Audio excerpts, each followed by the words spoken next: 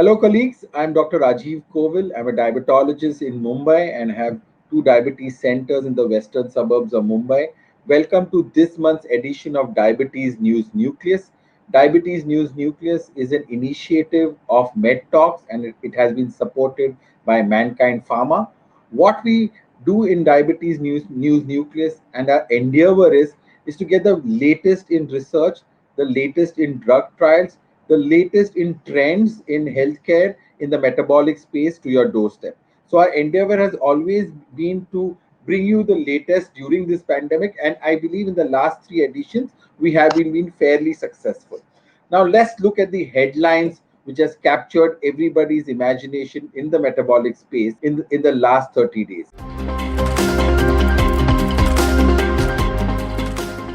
COVID and COVID pandemic has actually governed our lives over the last 7 to 8 months.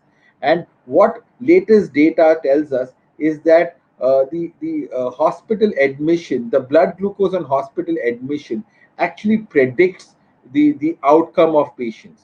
So irrespective of whether the patient was a diabetic or not, the blood glucose at hospital admission predicts overall mortality and also predicts the severity in non-critical patients with COVID-19.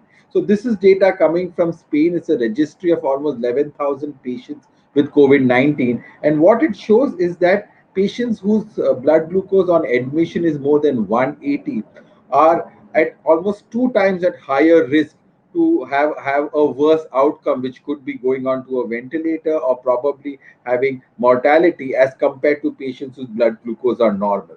And when they split these cohorts, they found that the patients with admission blood glucose of more than 180 had a 41% risk of all cause mortality as compared to 31% with patients between a blood glucose of 140 to 180 and 15% of blood glucose of less than 140.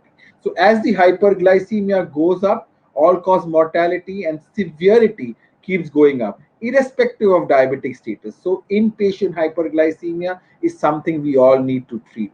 Infection has not been considered as always being a complication of diabetes. The ADA recognized it a few years back, but micro and macrovascular is what we always focus on, and infection is left behind. And many a time, patients do not realize the importance. So doctors who are listening to us now, is there any way they could grade patients that who is at high risk? As you said, hyperglycemia for a longer period is surely a risk factor for any kind of an infection. But is there any way they could grade? Is there any way one can prevent? Because infection is a huge. You've got the demons across all the systems. So is there any way one can actually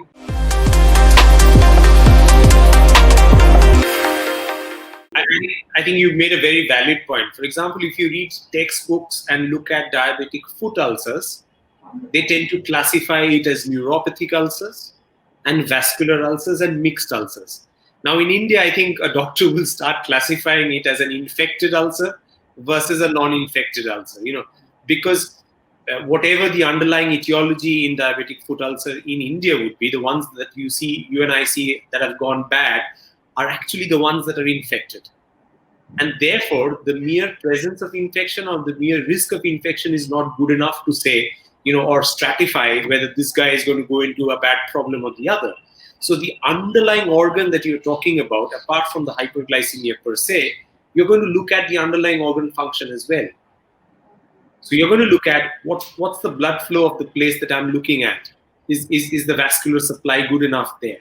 Do I have a problem of offloading? So that would be, say, for example, for the foot. For example, on the other hand, if you are looking at a genital infection, you would be trying to look at, is this individual circumcised? Does this individual have any obstructive uropathy? Because that's going to increase the risk of that infection. Is there any autonomic dysfunction of the bladder? Is there any renal stone which is blocking up? Is there a hydronephrosis? So depending on each of the organs that we are talking about and each of the infections that we are talking about, you are going to look at the physiological functioning as well as the anatomical obstructive pathologies, if there are any, along with the susceptible organisms and the environment from which these organisms are picked up.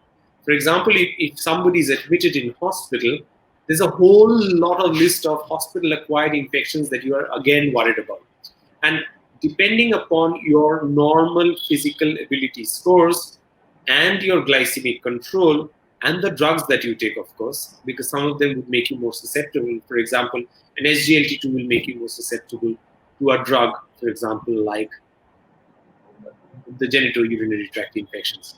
So, and concurrent medication as well. If you're on steroids, if you've got a background malignancy, so all of these would add up to your risk factors of increasing chance of